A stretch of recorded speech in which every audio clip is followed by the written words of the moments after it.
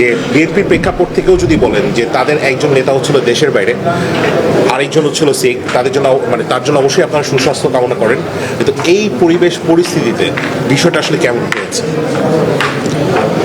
নির্বাচন তো নির্বাচনের সময়ই হবে। নির্বাচন কোনো বিশেষ রাজনৈতিক দলের জন্য তো নির্বাচনের তারিখ পরিবর্তন হবে না। আমরা বলে আসছিলাম যে দেশ সংস্কার, বিচার এবং সেটার পরে নির্বাচনের উদ্যোগ যাতে গ্রহণ করা হয়।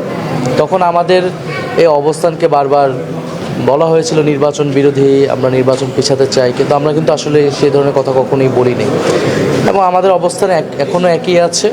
যেহেতু সংস্কারের একটা পর্যায়ে আমরা এসেছি, জুলাই সনদ আদেশ হয়েছে, বিচারের প্রক্রিয়াও শুরু হয়েছে, এখন নির্বাচনের দিকে আমাদেরকে যেতে হবে। তবে আমরা যেটা বলেছি, নির্বাচন কমিশন যাতে সকল রাজনৈতিক দলকে ঐক্যবদ্ধ করে নির্বাচনের যাত্রাটা শুরু করে। কোনো বিশেষ রাজনৈতিক দলের জন্য আমাদের এই নির্বাচন প্রক্রিয়া যাতে থেমে না যায়, নির্বাচন তাদের নেত্রী অসুস্থ, সেটার জন্য আমাদের সহানুভূতি রয়েছে, আমরা সেই বিষয়টা বিবেচনা করতে বলেছি, কিন্তু নির্বাচনের সময়ই হবে আশা করি।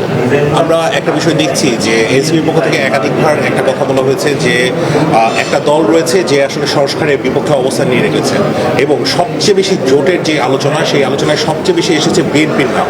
অনেকে এরকমও বলেছে যে তফসিল ঘোষণার পর বিএনপির সাথে হচ্ছিল এনসিপি জোটে যাবে, কিন্তু আমরা দেখলাম যে বড় বড় যে আসনগুলো ছিল, ঢাকা 11, ঢাকা 10 থেকে শুরু করে যেই আসন গতকাল কিন্তু সেই আসনের নাম চলে এসেছে।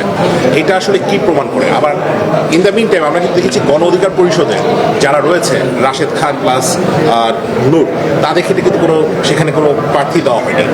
এই বিষয়টা কি স্পষ্ট করে?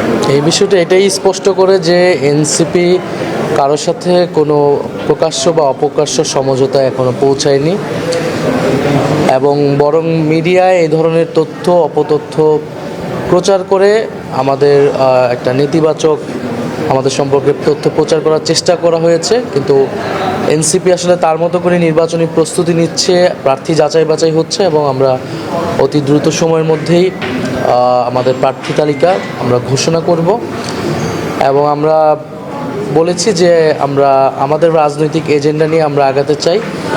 আমরা কারোর সাথে জোটে যেতে আগ্রহী নই, বরং আমরা যে তৃতীয় একটি জোটের কথা আপনারা শুনেছেন, সেই জোট প্রক্রিয়ার আলোচনা কিন্তু এখনও চলমান আছে।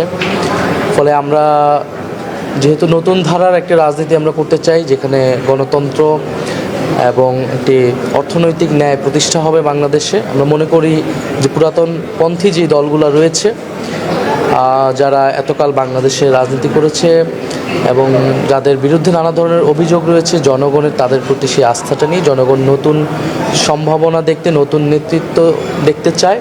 ফলে এনসিপি সেই রাজনীতি করতে এককভাবেই এগোচ্ছে। কিন্তু আমরা জোট করা বা কোনো দলের সাথে সেটা আমরা বন্ধ করিনি। সেটা আপনারা জানেন, রাজনৈতিক পরিবেশ পরিস্থিতিতে যে কোনো সিদ্ধান্তই নিতে হয়। দেশের প্রক্রিয়ায় জনগণের স্বার্থ রক্ষায় যদি আমাদের মনে হয় এ ধরনের কোনো সিদ্ধান্ত নিতে হবে, সেটার জন্য আমরা ওপেন রয়েছি। কিন্তু আমরা কারোর সাথেই কোনো জোটের ব্যাপারে কোনো ধরনের আলোচনা বা সেই প্রক্রিয়াতে কিন্তু নেই। আমরা আমাদের নিজেদের প্রস্তুতি নিচ্ছি, আমাদের প্রার্থী তালিকা ঘোষণা হবে, আমরা নির্বাচনী কাজ শুরু করব। কিন্তু যদি মনে হয় যে দেশের সংস্কার বা ইত্যাদি অনেকগুলো ইস্যুতে কারোর সাথে বা দেশের একটা ঐক্যবদ্ধ জায়গা প্রয়োজন, সেটা আমরা তখন বিবেচনা করব।